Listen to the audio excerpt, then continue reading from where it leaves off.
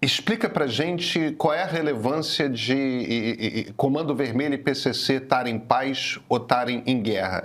Isso muda concretamente a vida das pessoas, a vida pelo menos das pessoas que moram em regiões onde existe o domínio das quadrilhas?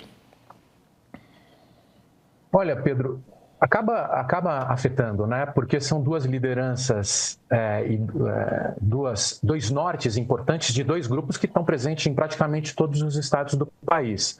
Tanto o PCC como o CV hoje tem presença nacional em praticamente todos os estados. Eu estava dando uma olhada aqui antes de entrar nos dados de segurança pública de 2025, em março, houve uma queda grande de homicídios. Será que foi por causa da trégua inicial que houve em fevereiro?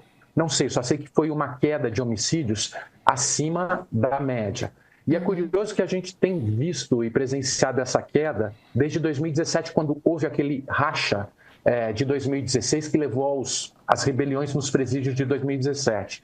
Naquele ano, 2017, foram 65 mil homicídios praticamente, quase 64 mil alguma coisa. Nos últimos anos, os homicídios caíram para 42 mil. Houve uma redução brutal do número de homicídios no Brasil. Houve uma queda ainda maior agora em fevereiro, mas o que a gente vem presenciando nesses últimos 7 anos, 6 anos, é uma visão mais profissional de um mercado bilionário que percebe que guerra e conflito é custo. E, ao mesmo tempo, diplomacia e acordos é aumento de lucro. E você está vivendo um processo civilizatório nesse mercado de drogas que está permitindo as facções ficarem cada vez mais ricas e influentes na economia e na política, né? Então, agora, deixa eu... Opa! Vai lá, Flávia, vai lá. Não, desculpa, obrigada, Pedro, mas é que eu acho que você mencionou um termo meio crucial, assim, porque o Pedro estava recuperando aqui a história do PCC no estado de São Paulo, e a gente cobriu muito de perto o que aconteceu naquele ano de 2006, que foi um marco na forma como o PCC agia e na capacidade que o PCC teria de paralisar uma cidade, de demonstrar o seu poder.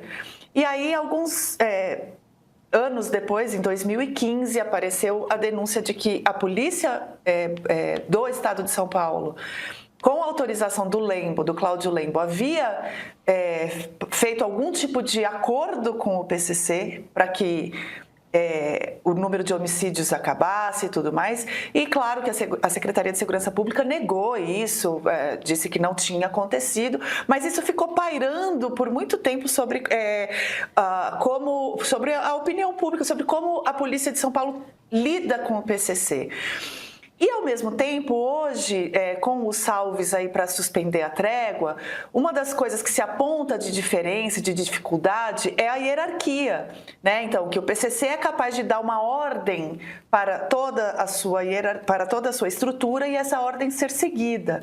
Então, eu me pergunto, Bruno, se você consegue nos explicar um pouco, primeiro, o quanto o PCC tem de deferência, não sei, ou de respeito à Polícia de São Paulo, ou o quanto é negócio, e aí, eu dou a ordem e todo mundo me obedece porque eu estou fazendo negócios com o Comando Vermelho.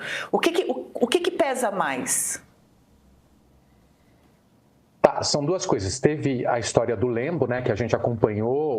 O Cláudio Lembo mandou uma advogada na época para o presidente Venceslau para checar que o Marco Cola não tinha sido assassinado, e a partir daí houve um salve para paralisar os ataques. Mas isso não significou um acordo na redução dos homicídios do governo com o PCC, porque a polícia sempre foram dois mundos sempre diferente do que acontece no Rio de Janeiro, que é uma mistura entre as duas polícias e o crime muito maior do que em São Paulo. Em 2012, por exemplo, foram mais de 100 policiais assassinados porque o PCC acusava a polícia de estar investigando e executando integrantes do PCC, daí eles começaram a matar a polícia. Esses dois mundos separados sempre existiu. O que passou a acontecer em São Paulo é que depois da grande capacidade de exportação de venda em dólar para todos os continentes do mundo de cocaína, a capacidade corromper os agentes de segurança, policiais, militares e civil, ficou maior. E aí eles começaram a ser cooptados. A gente viu o caso do Vinícius Grisbach, que era um lavador de dinheiro do PCC, que tinha uma quadrilha de policiais junto com ele, trabalhando junto com ele. Isso é uma coisa. Perfeito. Agora, no caso dessa capacidade de produzir uma ordem e ser respeitada por todos, né, realmente não existe isso do ponto de vista prático, né? São salves dados dentro da prisão, mas que são abraçados nos estados, de uma forma ou de outra. No caso do Comando Vermelho, existem vários conflitos regionais com o PCC, principalmente em estados como Bahia, Ceará, Santa Catarina, que essa tensão não abraça o salve que vem de cima. O salve vem de cima, principalmente porque as lideranças, tanto do PCC como do CV, estão vivendo os mesmos desafios dos presídios federais, cujo rigor é muito extremo. Então, nos últimos 3, 4 anos, você proibiu visita íntima e o contato do visitante com o preso. Eles só falam por telefone com o filho, com familiares.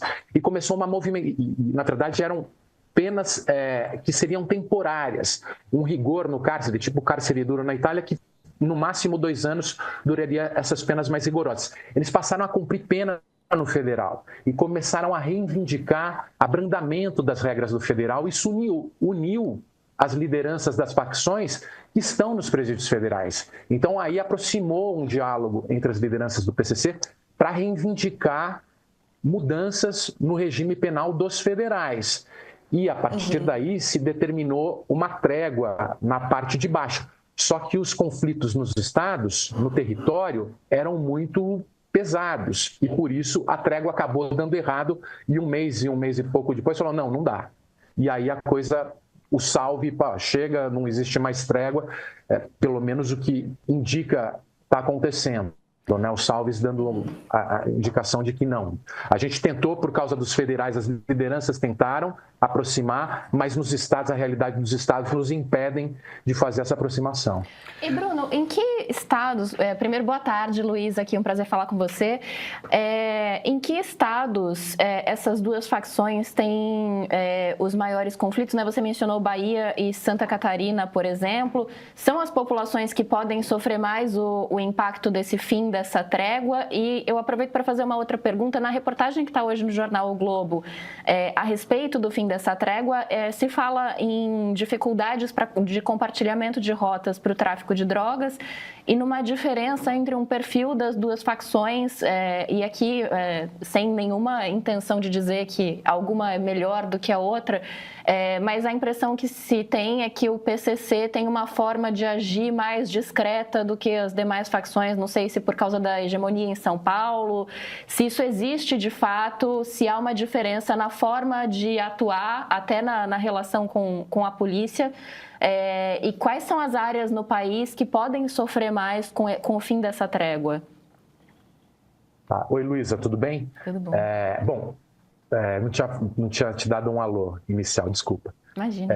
Eu acho que a diferença do perfil das duas facções e que acaba implicando na forma como elas agem é principalmente o fato do CV estar muito vinculado a controle do território e muitas vezes a disputa por território leva a conflitos com facções rivais dentro das cidades, por controle territorial, e o PCC tem uma visão mais sindical do crime como um trabalho do ladrão que vai ganhar mais dinheiro e que transcende os territórios. Então, o PCC está muito focado em pontos estratégicos nos portos, dentro das prisões para controlar o ambiente do cárcere, na organização da rota de venda de cocaína dos Andes até a Europa. Ele tem um olhar mais estratégico para essa logística da venda de drogas e não está tanto vinculado em território. Como o Comando Vermelho depende muito e está muito vinculado a essa tradição territorial e varejista, muitas vezes acabam acontecendo conflitos territoriais, que é algo que o PCC já abriu mão. Ele tem também domínios e controles territoriais e também atua no varejo, mas o atacado é a principal estratégia do PCC e, por isso, o controle territorial não é tão importante para o grupo. Então, ele está sempre buscando, de alguma forma, diante dessa visão mais comercial, a diplomacia em vez da guerra, a parceria em vez da guerra, costurar uma ampla rede de vendas de drogas com máfias, contatos com máfias internacionais, contatos com pilotos de avião, contatos com donos de fazenda, contatos com produtores e refinadores da droga, com plantadores de droga. Ele está sempre costurando uma rede horizontal para favorecer esse negócio atacadista. Já o CV tem essa tradição de vínculo com o território e disputa por controle a partir dos territórios, o que faz com que o conflito seja mais presente nos lugares onde o Comando Vermelho está atuando, né? E eu acho que sobre os efeitos em cada um dos estados, né? Eu trabalhei junto o NEV da USP, o Fórum Brasileiro de Segurança Pública e o G1, a gente fez durante muito tempo o monitor da violência, que a gente acompanhava o dia a dia do crescimento, da variação dos homicídios no Brasil. A gente parou de fazer porque agora o governo federal faz esse mapeamento até que eu mencionei agora para vocês. E o que a gente identificou, uma das causas de variação abrupta dos homicídios nos estados era justamente a variação do conflito entre grupos que vendem drogas nesses estados. Ou seja, a taxa de homicídio de um estado, quando estava muito alta ou muito baixa, era um sintoma do equilíbrio ou do desequilíbrio do mercado de droga nesses estados. Quando o mercado estava desequilibrado, tendia a crescer. Quando havia disputa por território, quando havia disputa por mercado, quando havia disputa por poder, tendia a ter um crescimento nesses homicídios. Quando havia uma trégua, ou uma negociação, ou uma sedimentação dos territórios, tendia a cair. Ou como no caso de São Paulo, quando existe uma agência reguladora do mercado de drogas, como é o caso do PCC, definindo regras para a venda do mercado, você tende a diminuir os homicídios.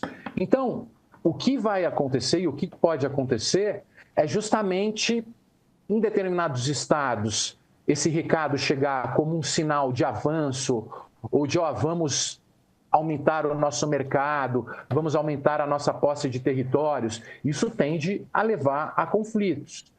Bahia, Ceará, eu mencionei, são estados onde esse desequilíbrio se mostra muito presente, como em outros estados do Nordeste. São mercados mais novos que ainda estão desequilibrados. No Norte e no Nordeste a gente vê um homicídio com uma taxa maior do que no Sul e no Sudeste.